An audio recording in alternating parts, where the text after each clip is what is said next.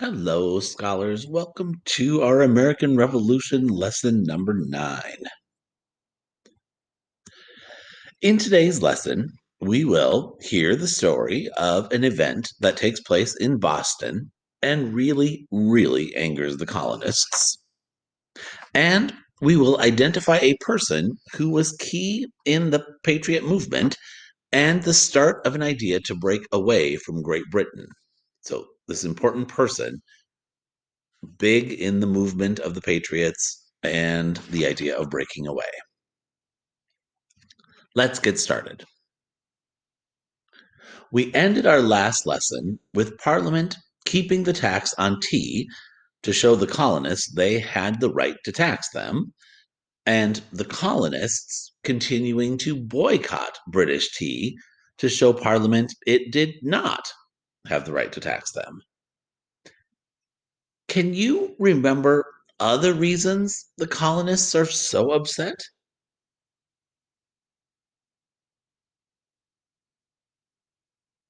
Let's see if anything you're thinking is on this list. The Proclamation of 1763, saying colonists cannot live on the west side, right, the other side of the Appalachian Mountains. The passing of the Quartering Act.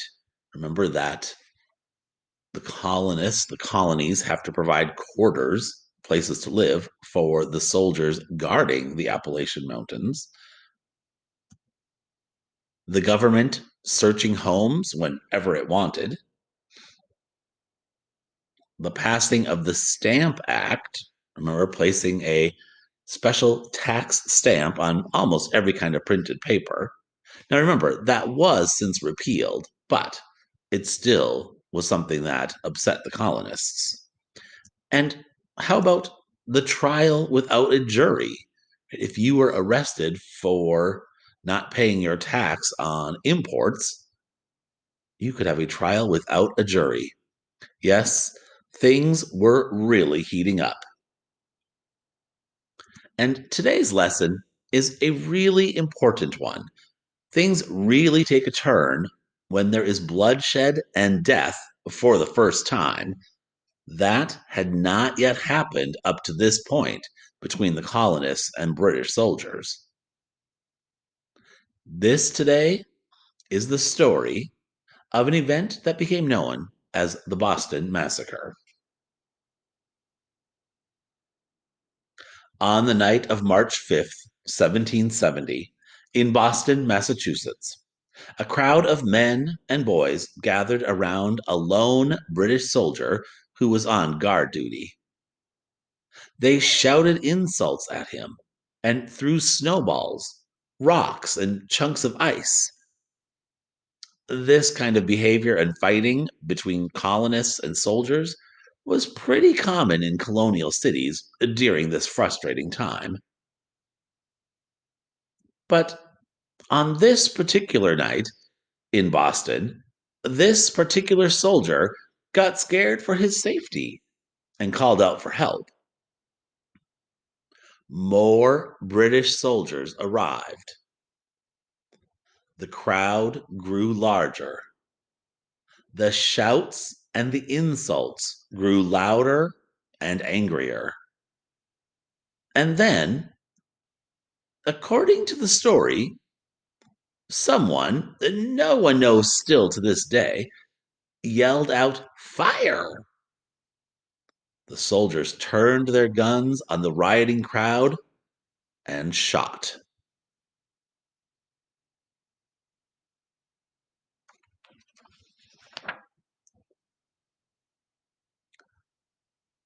Three colonists died instantly in the shooting, and 8 of them were injured.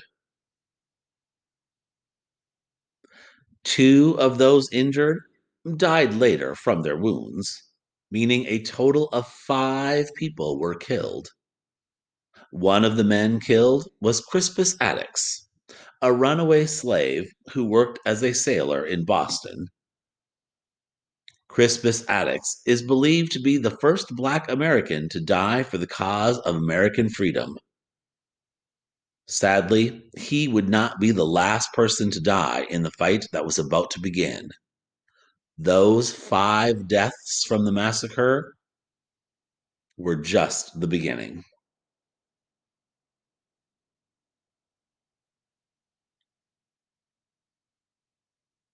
A few days later, more than half the population turned out for a funeral march for the 5 dead men. Shops were closed, church bells rang out.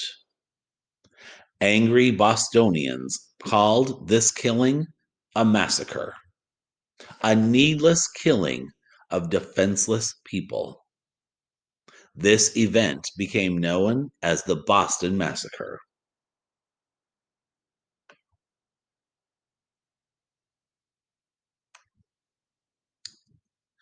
A Boston silversmith named Paul Revere made a copper engraving that showed soldiers firing on a group of perfectly peaceful, innocent citizens.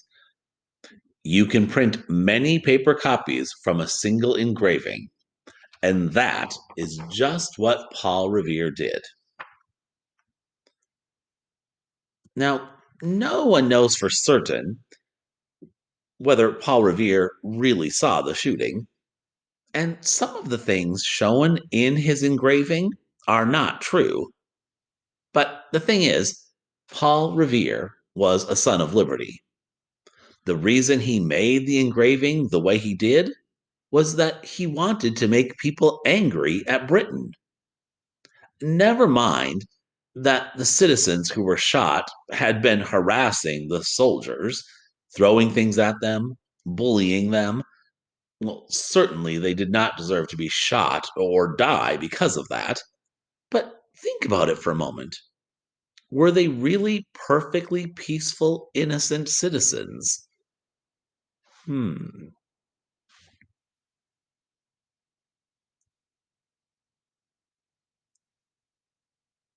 After the Boston Massacre, things quieted down quite a bit. The British government didn't do anything new to upset the American colonists, and the American colonists didn't do anything new to upset the British government. Things really quieted down for about 3 years. But during those 3 years, something important happened during that time. People were starting to talk about the idea of the colonies breaking away from their mother country of Great Britain. They began wondering aloud if the time had come to break away, to create their own country.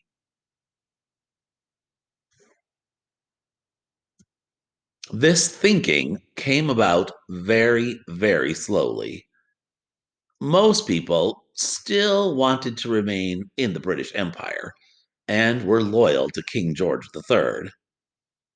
But a small group kept talking about breaking away and sharing their ideas. The more the idea grew that colonies should, in fact, must become independent from their mother country. One of the people who felt this way and talked about it was Sam Adams. Sam Adams had helped organize the Sons of Liberty and had helped lead the boycott of British goods. He believed it was time to separate from the mother country of Great Britain, and he tried to convince others to join him in his belief. He and some other Sons of Liberty created a group called the Committee of Correspondence. Correspondence means an exchange of letters.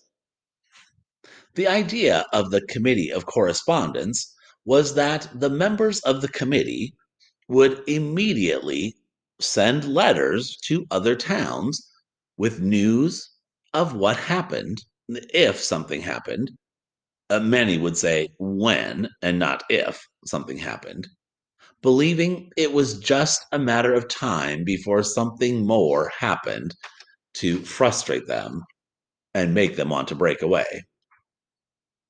The idea behind the Committee of Correspondence was that they would quickly get the word out of what was going on. Remember, there's not yet email, TV news, or the internet to quickly get news out. So the Committee of Correspondence would write letters to each other, send them quickly to alert each other of what was happening.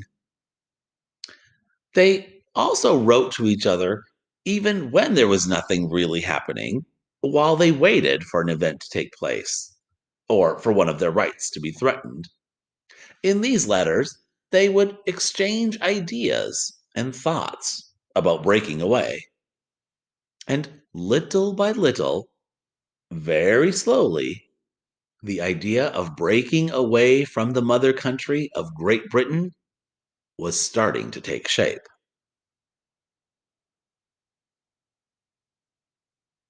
And then a big event for the Committee of Correspondence to write about did take place. We will learn about that big event in our next lesson.